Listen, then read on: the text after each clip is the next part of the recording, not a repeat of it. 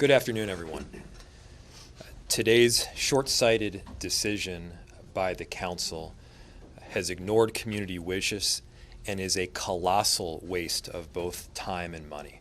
I first want to be clear about what this action today is actually doing. This does not authorize the city to move forward with a closed street or a pedestrian mall at George Floyd Square. What this action does is it authors a legislative directive that says to our staff that they should continue to delay until at least December of this year to come forward with a plan as to how a pedestrian mall might move forward. There are so many problems with this decision that the council has made. The first is this. Over a year ago, council members asked our administration to go forward with community engagement to see what neighbors that are directly impacted by George Floyd Square, to see what they wanted. That engagement was conducted. $2.2 million, countless staff hours, a whole bunch of resources, countless meetings and outreach. And the results were 70% of the people from those surrounding neighborhoods wanted us to move forward with an open, flexible option. It does not make sense to me to do a massive amount of community engagement only to ignore what the community is actually saying. But even if we were to ignore the community partners, the thing that the council members want to do, they cannot do with the present status. They cannot do it because in many cases it violates the overarching purpose and intent of the law. To get a pedestrian mall, you cannot have more than 50% of the property owners oppose that plan. So we went out and we asked the property owners. Right now, 100% of the property owners that we talked to oppose the plan that the council is trying to move forward. I have no problem with the vision of a pedestrian mall. In fact, it was a vision that we explored. But the combination of the vast majority of the community saying that they were adamantly opposed to it or opposed to it, and the property owners that provide the legal barrier for this thing getting done made no sense. The city needs us to move forward. The residents of that area around George Floyd Square need to see forward progress. We collectively need to take the next step, not delay for years into the future. It is time to move forward here. And so even if we were to ignore the community engagement, which the council members are doing, and even if we were to ignore the law that requires that 50% of the property owners not oppose, which they do, there is a statute at the state level that says the municipal state aid street system must not include a segment of a city street that is designed as a pedestrian mall under Chapter 430. This is part of the municipal state aid system, and this is a pedestrian mall, posing yet another barrier. We should not be delaying further. We as a city should be moving forward. And with that, I will turn it over to Councilmember Andrea Jenkins. Thank you, Mayor Frey. Yes. Yeah, thank you, Mayor Frey. My name is Andrea Jenkins. I represent Ward 8, and that is the site of the George Floyd Square and the potential memorials. I've been working at this intersection at 38th and Chicago since 2000, consistently. So for 25 years. I witnessed and advocated and directly supported the creation of the Chicago Avenue Fire Arts Center, Smoke in the Pit, the initial coffee shop that was at this intersection called Black Eye Coffee, the Wing, Young Huey, Third Place Photography Studios. We brought in consignment stores and other retail opportunities. And then on May 25th, 2020, all of that changed. George Floyd was murdered at this intersection, and this traumatic event has deeply paralyzed our community and our city, in fact. And it's really painful for me to see this deeply divided community now. And I want to be real clear. I'm using this term divided very loosely because after surveying 6,000 people in the 4 surrounding neighborhoods of George Floyd Square, 70% of those folks have said, we support the flexible option that is being presented by the city. And in fact, though that flexible option was developed because of what the community was telling us they wanted to see at this intersection. And so, these surveys were created by very credible organizations, namely CURA, which is a community and urban research group at the University of Minnesota. And these are the results. And so we've spent millions of dollars on community engagement. 17,000 staff hours have been committed to this project. And I want to take this opportunity to just say thank you to our staff who have been working tirelessly on this project for 4.5 years. This work began immediately after the murder of George Floyd. And I think we're at our 3rd public works director who has been deeply involved in this project and wanting to ensure that the infrastructure and the sacredness of this space reflects the history, reflects the significance of this site, and I think that this flexible option does that. It's really painful for me to know that any work that is going to get done at this intersection that has been deeply disinvested in for decades will continue to remain as such at least until mid-2026, which is mid to the end of 2026, which is a year and a half from now. I'm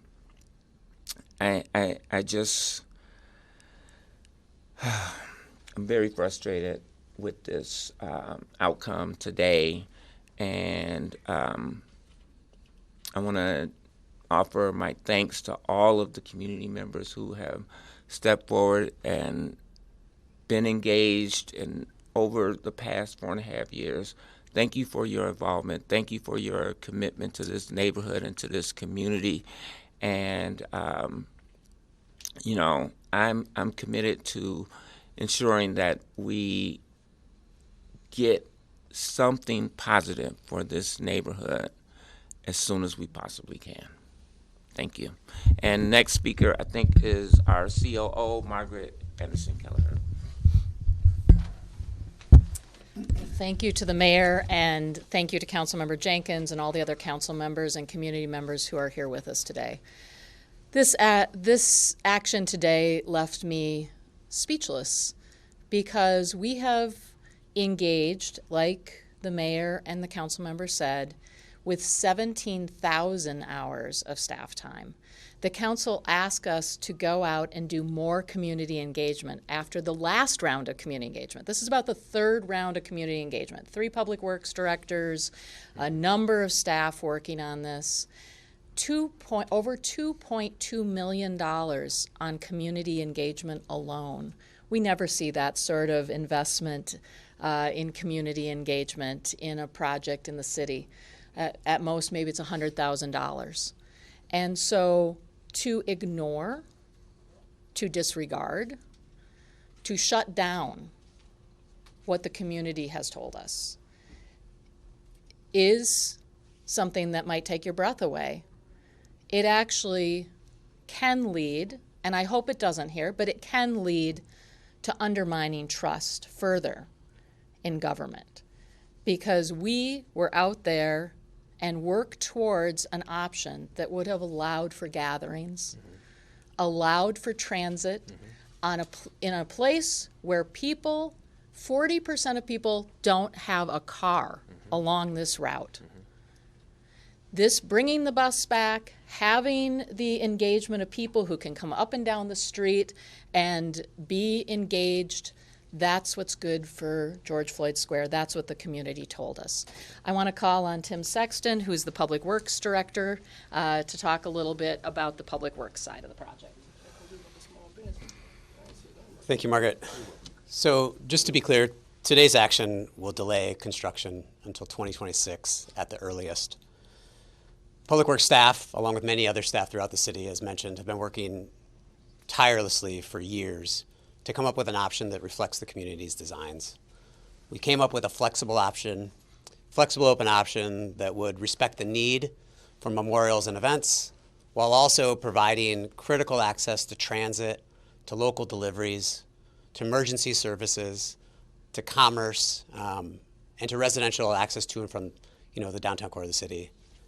We came up with a design that we feel like could safely and conveniently and easily allow for those closures and reflect the needs of the community. And as a reminder, this isn't just a street project. The street's gotten a lot of attention, but we're talking about critical infrastructure upgrades that include things like replacing lead water lines, adding new sidewalks, improving lighting in the area for livability and safety, and many other community benefits that come with one of these large-scale reconstruction projects. And again, I think the path that we were on, based on community feedback, would have allowed us to start construction this year and complete construction in 2026. At this stage, the best case is that we can begin construction in 2026, but it will have, with a new action, we'll delay construction at best again until fall of 2026. So with that, I want to turn it over to local business owner PJ Hill. Thank you, Tim. Man, this breaks my heart because, I not only am a community member over there, third generation, but also a property owner and have multiple businesses over there. And you think about another delay of doing something in our community. What I want to say is it was closed already, and we can see that didn't work. It was a perception that it was unsafe. And now that we have got it open with the help of some great community members, Agape, the organization, me and several other business owners who are here, Dwight from Smoke in the Pit, Ace from Plot Gallery, see that the safety has come back, and now we are looking for a thriving economic community. And we cannot get that. With the closed street, that prevents us from having true economics that we need. And if it doesn't make dollars, it doesn't make sense. If you go 10 blocks up to 48th in Chicago, it looks totally different. The mayor is committed. There's a lot of council members committed, but there's a small handful that is not listening to community. And that hurts us. So hopefully we can continue to fight and speak on behalf of the community and the small businesses, so that way we can have a thriving community and continue to move forward. Thank you, PJ. Thank you, Mayor, for having us here, and to the council members that are joining us. My name is Jared Brewington. I lead a new organization in George Floyd Square called Square Roots, which is an activity center that will provide workforce training for young adults in the culinary arts and also establish a restaurant presence in that neighborhood, providing upscale dining as a representation of the work that we are doing inside. Special thanks to Councilmember Jenkins, who, we've worked together in many years in support of a safe and thriving and energetic Minneapolis. I have an over 85-year family history in that community, and is where I put my first restaurant venture years ago, prior to the death of George Floyd. So it was a heavy heart that I heard the council's decision today, but it felt par for the course in this current policymaker body within the city, because I've been part of their initiatives where they also ignored the voice of constituents that were affected by the decisions that we're making. So it's not lost on me that politics is happening. However, this is affecting people. This is affecting a return to vibrancy in a community, in an area that has a cultural heritage that has been celebrated its entire existence. And that was stalled with the murder of George Floyd, that put a light and shined on social justice issues to the world and made that area an epicenter. And that will never be lost, forgotten, or hidden from the community. So as someone who's trying to create an activity center that will evolve into the community and involve the community inside its space with its event space, it's hard to hear about these delays. But as a hardworking community member and advocate for others, we just will dig in and keep fighting for the interest of those that live there to thrive, move freely, and see growth come within their community. I'll turn it back over to you, Mayor Frey. Thank you. With that, we'll open it to questions you might have. Mayor, why do you believe that there are city council members who are still pushing for this pedestrian plaza when it's clear legally it's not going to work, residents don't want it, and businesses don't want it? I don't want to put myself in a position where I'm speaking for the city council. But as our chief operating officer said, I too am speechless. I have no problem with a vision for a pedestrian mall. It was an option that I thought could be a good idea, and it was an option that we in fact explored. But having looked into it, having heard loud and clear from the community, and having examined the law, the thing that they want to do not only is not supported by and large in the surrounding neighborhoods, it's nearly impossible to actually get done. And so I don't know if it's politics or it's listening to a small segment of the overall population, but the bottom line is that it's not progress. This is a delay. This is delaying, as Director Sexton said, at the very least to fall of 2026 and possibly even further. The community has waited a long time. We've heard loud and clear from them that they want to move forward, and it's on us to push things forward in a progressive fashion, and we're trying to do that. Mayor, what's next then? How do we move forward? Right now, at the moment, there are blockages to the things that the council members want to do. One of those blockages, as I mentioned, was this 50% barrier. And I want to make sure everybody understands what this law says. It says that if you're going to try to have a pedestrian mall, then you can't have more than 50% of the property owners opposing it. As I said, 100% of the property owners that we talk to oppose it, so you can't move forward based on that. So rather than abide by the letter of the law and certainly the intent of it, the council members are trying to gerrymander the business and property owners out and gerrymander their own voices in. They're trying to redraw the lines so that only the city parcel is included in it. For lack of a better word, that's just shady. We should not be excluding the 70% of the community that has said that they want to move forward with an open and flexible option, and excluding about 100% of the property and business owners on that block that have said, listen to us. The bottom line is this doesn't make sense. Even if you're for a pedestrian mall, this still doesn't make sense. Where did they do that? I mean, what are you talking about when you say they tried to do gerrymandering? Yes. I didn't see that in any of the documents. We've gotten emails from council members. Let's see if I even got it in my notes here. I don't, but we'll get that in a second. You have that?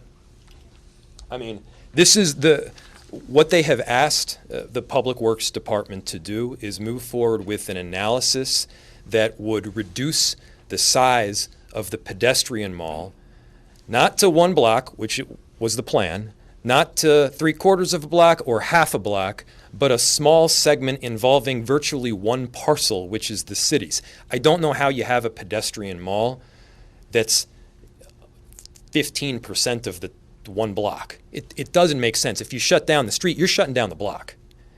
I mean, let's be real.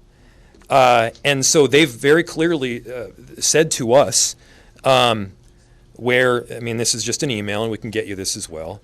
This is from a council member. The model council is pursuing is a smaller ped mall where there is not over 50% opposition. So in fact, it would be legally pursuable. So they're saying it doesn't work, we don't have 50%. What they're saying is we have 50% opposition if you actually include the whole block. So let's find a way not to have 50% opposition, and the only way that you do that is by just having the city's voice answering. So the people's right portion? Yes. It would belong. And that's an email from one council member?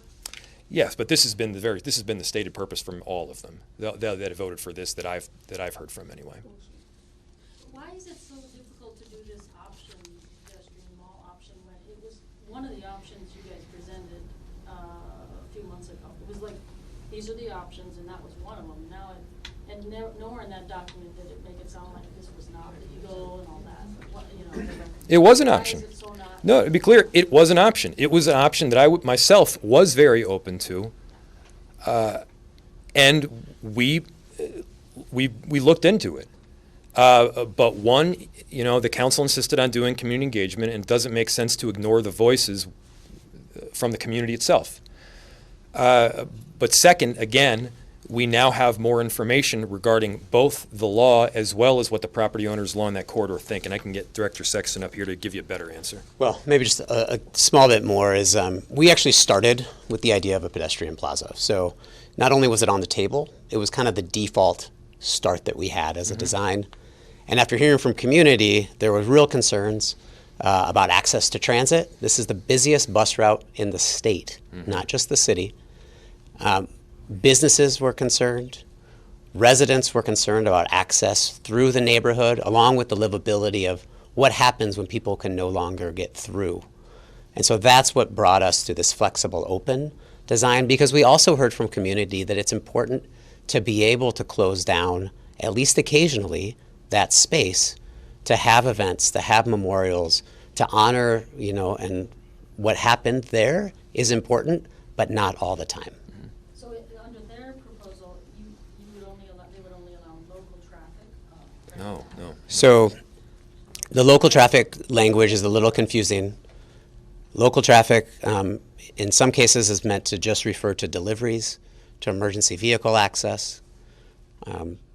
There is not local through traffic, which is an important distinction. The street would be shut off to anyone trying to get through, with the exception of potentially some deliveries and emergency vehicles, because we need to make sure that ambulances and fire trucks and police can have access to any space within the city. So in your document here, where it says pedestrian plaza restricts vehicular access to local residents and businesses only, that doesn't mean that cars can drive through? Correct. Only Emergency vehicles and deliveries. But cars cannot drive through. Cars cannot drive through in the pedestrian mall. Correct. Yes. Yeah. So again, to be really clear, we offered a plan up that would both allow for the street to be shut down so that you could have community events, festivals, gatherings, healing circles, whatever it may be, and simultaneously you could allow for continued access to the businesses and continue service from the bus line. The council's plan is shutting the street off. You cannot get through. Councilmember Wansley today kind of felt like the city's efforts and plan to move forward with the flexible option design would kind of erase what had happened. What is your response to that? It completely ignores the facts of what we all have been working on and is completely and intellectually dishonest. The city has moved forward to purchase the People's Way gas station. We're moving forward right now with a completely transparent process where we are going to select an entity that will create a beautiful vision for healing. We will be honoring George Floyd's legacy with a memorial. We have spent countless hours listening to community members to hear what their vision is. To say that it doesn't make sense, it ignores what the community themselves have asked for, including black community members, black business owners that have a direct stake in that intersection itself. And, again, frankly, what I hear from people is that they want to move forward. Moving forward doesn't mean forgetting the past. Nobody is suggesting that. So essentially, it's propping up an argument that isn't being made only to knock it down. Mayor, can I just Yes, say one other please. thing? 'Cause I was in the council chambers, and I have to say that that did take my breath away, because from the earliest moment I arrived here as the Public Works Director, we said no one is going to drive on the spot that George Floyd was murdered on. No bus is going to stop there. We've already worked with Metro Transit to make sure there would not be a bus stop there. We have worked to make sure that the space will be preserved. We've gone out and cataloged every piece of art to date, working together. That is not truth. It's not truth. And I think at some point we got to get away from the, he said, she said dynamic. Like, here's what we've done, here are the facts. Okay, 2 more questions. $2.2 million was already spent, and I saw in your release $500,000 could also be More. Yes, more could be spent. Does the city have the funds to start from scratch? Is that even possible? This is a colossal waste of both time and resources, neither of which we have. Now, of course, we could also always impact property taxpayers more by spending monies that we don't have. That is not a good idea. For those council members that are saying that they care about the bottom line and they want to not dramatically increase property taxes, this plan that they've put forward doesn't get the job done. This will increase the amount of money spent, and the delays already have increased the amount of money spent. So yes, that has an impact on people. Why does it cost $500,000 more to do this? Because that's the first time we've heard that. I have not heard this. What is that? So those costs are specifically for design of the new pedestrian mall, and because of the state statute that allows for pedestrian malls, there's a number of what they call findings of facts. So we need to make sure that it works for local businesses, that it works for fire and police. And there's a lot of back and forth that will happen, but those costs are attributed largely to the design and the findings of facts that we're being asked to pursue. So that wouldn't have been a cost had they chose the other option? Correct. Final question. I guess as it relates to infrastructure, you guys talk about replacing lead pipes and all that stuff. If you move forward with the pedestrian mall, would that stuff still get done? All of it would be delayed, and staff time and resources that would otherwise go to building out the street, replacing the pipes, and by the way, all the time that they would otherwise spent on replacing other pipes, all the time and resources have got to be diverted. And so look, we've seen the ramifications when we don't replace pipes quick enough. This is part of the nuts and bolts of city government. And so this is adding staff time and resources that we would not otherwise be spending. It's adding staff time and spending tax money that we don't otherwise have. And so, yes, it would be a problem. Thank you. Thank you, everybody. Hey, hold on. One more question. Have any of y'all been up here in this room? Been up to George Floyd Square, so-called? Many times. Okay, I've probably seen a couple of y'all. Any of y'all in this room been up here? I'm asking. And the reason why y'all haven't been up here, why y'all haven't been up here? I'm asking, have any of y'all been up in there? Yes or no? I'm asking a question. Yes. Okay, for what? I know, you're good, I'm saying, why y'all come up here, though? Y'all don't come in here and shop with the small businesses I don't see. Y'all come and get y'all reports and y'all news and with y'all job and y'all get up out of here. What's the reason why? Y'all sitting here talking about all this politics stuff, but the small businesses getting hurt. What you gonna do about that? I'm gonna ask y'all again. How many of y'all come up here after y'all leave y'all little news thing? How you check out Just Turkey, Real Little Shop, A Shop, any of y'all? Smoking the Pit? I've been here 11 years. I'm trying to figure out why. What's up? To our point exactly, that it's a perceived, Go ahead. If you close it up, then how do businesses like here survive? You don't have traffic through there, you don't have flow, it's been closed already, and now you got hurting business owners who are here speaking. Not out of spite, but out of really loving their community and really being financially hurt. Dwight is not the only one losing money, so am I. And we can feel that. This is our livelihood, this is our community, this is how we feed our kids. And so when you have a couple council members playing around with our lives and our community, Literally our lives. It means something to us. And so when we advocate and we go to the mayor, we go to our council person, and they support us, and then you have a handful of other city council people playing politics, this is not the one. We've already been damaged enough in our community. That's right. And so now we're trying to move forward. Peter, I want to just piggyback on that when you say about our lives. I'm speaking on behalf of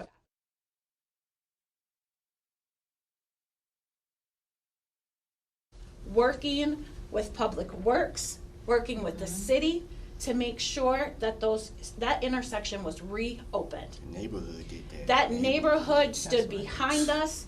That community worked with us. I sat on the CCT team to talk about an infrastructure. This is more than disheartening. This puts a lot of our neighbors, our business owners, back in jeopardy.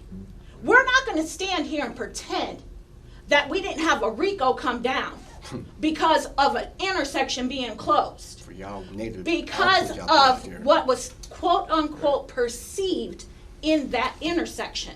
I will not stand by quietly as a black woman and continue to pretend that you guys get to spin a narrative that is untrue. Please come back up there. Please reevaluate your story, especially you. Reevaluate what you're saying, reevaluate how you're reporting, and stand, because this is not just our community. This community belongs to you as well. So this is why we appreciate all the support of the mayor, the council, and the people here standing with us. Yeah. You got it. There. Thank you all. Thank you for being here. Thank you for your time. You want to go? Go.